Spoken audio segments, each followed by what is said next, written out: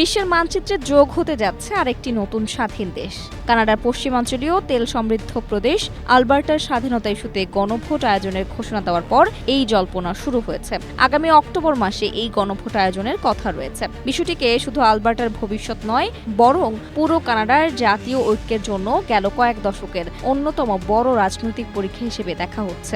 গণভোটে ভোটারদের কাছে জানতে চাওয়া হবে, আলবার্টা কি কানাডার অংশ হিসেবেই থাকবে, নাকি কানাডার সংবিধান অনুযায়ী স্বাধীনতার বিষয়ে একটি চূড়ান্ত আইনি গণভোট আয়োজনের প্রক্রিয়া শুরু করা হবে। গেল 21শে মে এক টেলিভিশন ভাষণে আলবার্টার প্রিমিয়ার অর্থাৎ প্রদেশের সরকার প্রধান ড্যানিয়েল স্মিথ এই ভোট আয়োজনের ঘোষণা দেন। তবে তিনি ব্যক্তিগতভাবে অবিভক্ত কানাডার পক্ষেই অবস্থান নিয়েছেন। বর্তমানে আলবার্টার জনসংখ্যা প্রায় 50 লাখ। দীর্ঘদিন ধরেই এই অঞ্চলে বিচ্ছিন্নতাবাদী মনোভাব জোরালো হচ্ছে।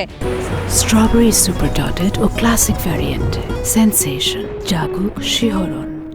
স্বাধীনতার দাবিতে 3 লাখের বেশি মানুষের স্বাক্ষর সংবলিত একটি পিটিশনের পরই গণভোট আয়োজনের সিদ্ধান্ত নেওয়া হয়েছে। গণভোটে আলবার্টা স্বাধীন হওয়ার সিদ্ধান্ত হলে বিশ্বের মানচিত্রে যোগ হবে আরেকটি নতুন স্বাধীন দেশ।